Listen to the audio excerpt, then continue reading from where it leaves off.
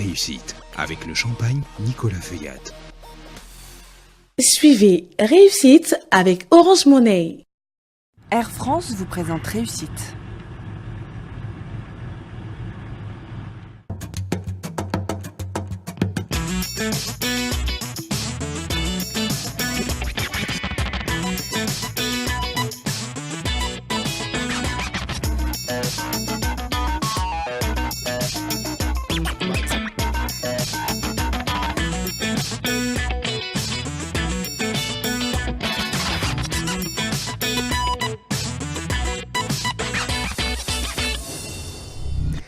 Bonsoir à tous, vous regardez Réussite, le magazine de l'économie africaine. Ce soir, nous allons, entre autres, au Zimbabwe, au Sénégal, au Mali et aussi dans une école pas comme les autres, une école de patrons.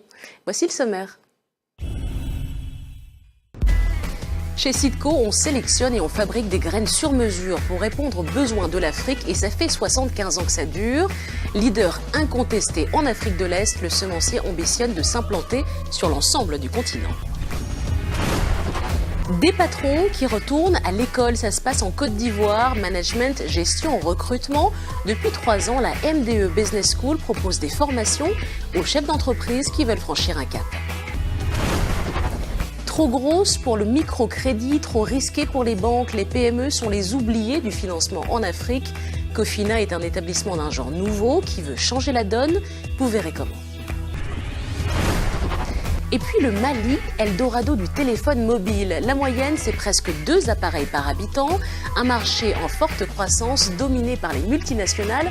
Mais certains, comme Yatco, tentent le pari d'une offre 100% locale.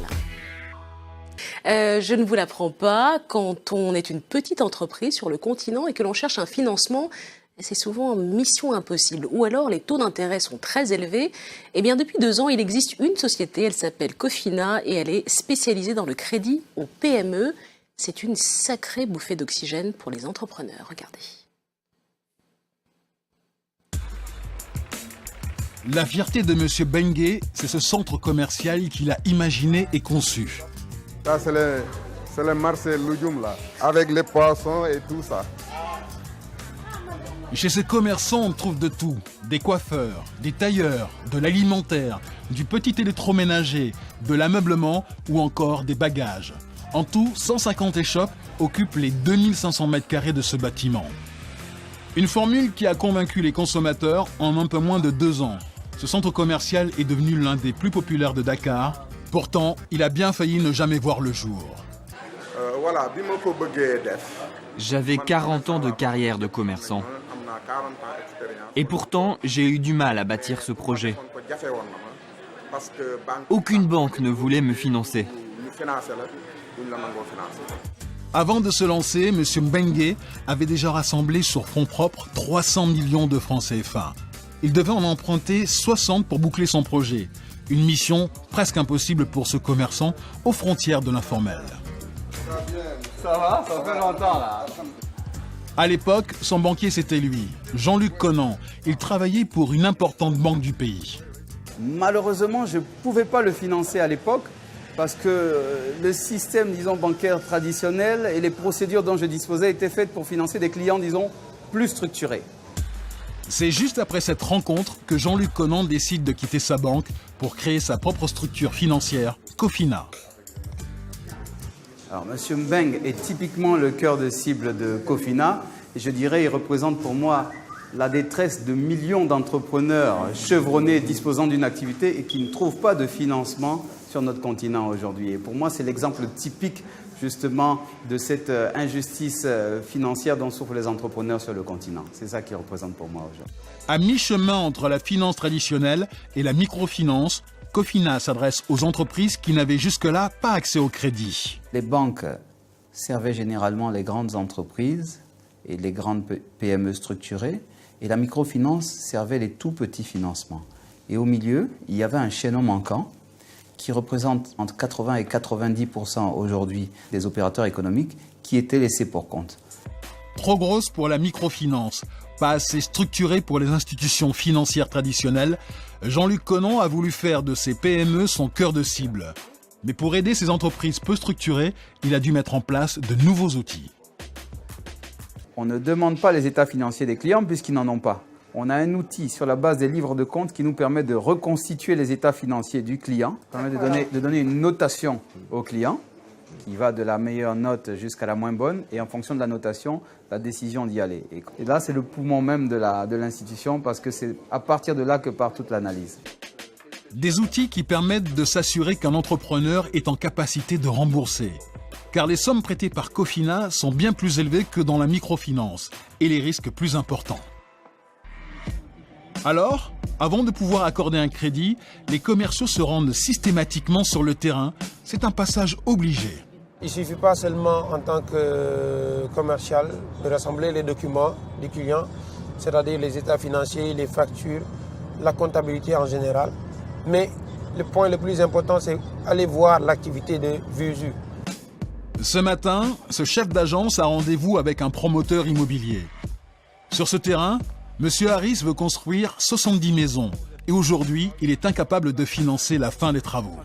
Là, vous avez en face de vous donc, la Villa Témoin qui est en R+1 et de l'autre côté, nous avons également la Villa Témoin en rez-de-chaussée. Mais c'est des grands standings.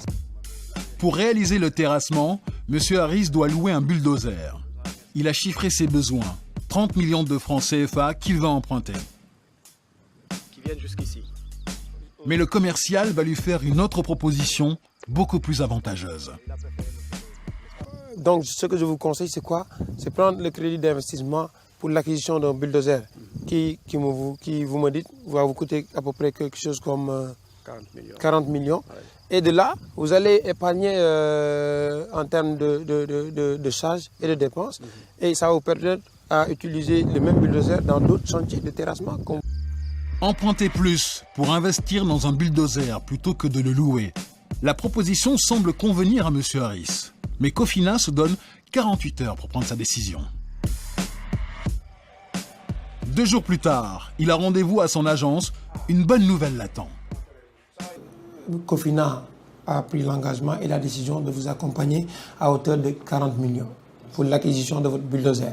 C'est à vous de nous démontrer aujourd'hui que vous avez, n'est-ce pas, d'abord la capacité, n'est-ce pas, de rembourser les échéances et puis la volonté aussi. Une grande première pour cet entrepreneur qui n'avait jamais obtenu le moindre crédit. J'avais vraiment une peur bleue du prêt, du crédit. Parce que je me disais... Et puis, c'était pas trop facile de pouvoir accéder aux institutions financières, vu les contraintes draconiennes qu'elles imposent aux PME. J'ai toujours fonctionné sur fonds propres, mais aujourd'hui, vraiment, je me sens soulagé. En 18 mois d'activité au Sénégal, la société a accompagné plus de 3000 entrepreneurs. Comme cet imprimeur qui a renouvelé son parc de machines grâce à 4 prêts depuis 1 an. Ben écoutez, c'est beaucoup moins de panne, bien sûr, avec des équipements neufs, donc du coup, plus de réactivité, plus de capacité de production, donc on est en mesure de répondre assez vite à une demande importante sur un délai très court, d'accord ? Et donc forcément, un développement du business, donc notre rentabilité s'améliore et notre chiffre d'affaires également progresse. Le directeur compte solliciter un autre prêt pour se lancer dans le créneau de l'impression sur textile. Ce sont des investissements qui devraient tourner autour de 50 millions. De 50 millions. D'accord. Aussi bien en investissement qu'en fonds de roulement. Qu'en fonds de roulement, tout à fait. Voilà, c'est pas... Et nous aimerions les réaliser assez vite dans le courant du trimestre en cours. Il a de bonnes chances d'obtenir ce qu'il souhaite. Jusque-là, il a toujours remboursé en temps et en heure. Depuis sa création, Cofina a octroyé 46 milliards de francs CFA de crédit. Chaque semaine, les différents sièges se retrouvent en visioconférence pour suivre les chiffres et affûter les stratégies. Mansour, c'est bon, Côte d'Ivoire, Guinée, Mali, on est connecté, ok. Didier, tu peux nous donner les principaux chiffres pour la Côte d'Ivoire ce mois-ci? Une vision panafricaine qui permet surtout de limiter les risques. On a parfois certaines crises sociopolitiques dans certains pays, je ne vais pas les citer, il y en a qui sont arrivés récemment. Et le fait d'être situé dans plusieurs pays permet de contrebalancer le risque. Et l'entreprise compte encore s'étendre. D'ici 2021, Cofina compte proposer ses services aux PME dans 16 pays africains. Car il y a urgence. L'Afrique est le continent où les PME ont le plus de difficultés à se financer. Elle a une difficulté à atteindre les établissements bancaires traditionnels, on l'a entendu, hein, un des clients de Cofina dire ça. Pourquoi est-ce que les banques financent si peu les PME en Afrique? Vous savez, les banques, leur métier, c'est la gestion du risque. Ouais. Et quand on pense à l'Afrique c'est déjà en soi un territoire relativement risqué. Et les PME, c'est risqué aussi. Donc vous avez un double effet finalement, PME plus Afrique, ça paraît très risqué. Comme on l'a très bien dit dans le reportage, il y a beaucoup d'informels finalement dans les PME. Et donc du coup, c'est une difficulté d'obtention de l'information du point de vue du banquier, une fiabilité finalement de l'information financière dont il a besoin. Souvent, finalement, les comptes ne sont pas là. Il n'y a pas eu d'expert comptable qui est passé pour certifier finalement tout ça. Oui. Donc il y a une rupture de confiance. Ça, c'est du côté finalement banquier, oui. Avec parfois aussi côté banque peu de formation de la part finalement des équipes commerciales pour pouvoir comprendre les enjeux de l'entrepreneur. C'est ce qu'on voit bien dans ce reportage. Je pense que la bonne idée, c'est aussi de former des gens qui vont conseiller. Au début, le monsieur, il arrive, il a une idée finalement de construire finalement des immeubles, de louer en fait. Et finalement, on lui dit, mais finalement, il faudrait d'abord acheter un bulldozer. Ouais. Donc c'est intéressant de voir finalement l'approche conseil pour essayer de pouvoir orienter et apporter une vraie valeur ajoutée vis-à-vis du client. Et ce qui n'existe pas forcément dans les banques classiques. Maintenant, je pense que les banques classiques sont bien conscientes du problème, investissent de façon significative, essayent de développer finalement des activités spécifiques, dédiées, parce que c'est un business model à part entière, donc de traiter les PME. Et puis, vous avez aussi un soutien très fort de la part des bailleurs, des donneurs de la BAD, par exemple, de la Banque mondiale, qui aident les banques et financent des programmes pour pouvoir développer des solutions de scoring, notamment. On parle effectivement de cette notion d'évaluation finalement du risque, donc de pouvoir l'adapter à cette réalité des PME et ce modèle un peu informel qui les caractérise. Si on revient au modèle justement de Cofina, là le principe c'est de financer plein de petits clients avec l'éventualité que beaucoup de clients ne remboursent pas. Est-ce que ce niveau de risque est tenable sur le long terme ? Je pense que la vraie problématique, c'est le coût de gestion. C'est-à-dire, en fait, ce pourquoi aussi beaucoup de banques ne sont pas rentrées sur ce terrain-là, c'est que finalement, c'est beaucoup de contrôles, beaucoup d'activités qui ont un coût et avec un faible volume en face en termes de crédit. Et donc, du coup, la rentabilité de ce segment-là n'est pas forcément manifeste. Donc après, s'ils arrivent à développer le bon outil avec la bonne prestation de conseil, peut-être qu'effectivement, ça peut être très rentable. Ils peuvent tenir sur le long terme. Pierre-Antoine Ballu, merci d'avoir répondu à l'invitation de Réussite.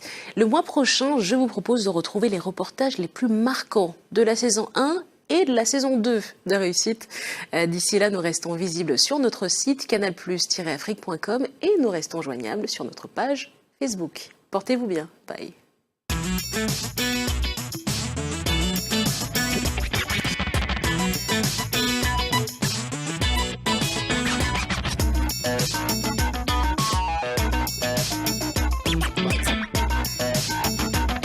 Suivez Réussite avec Orange Money.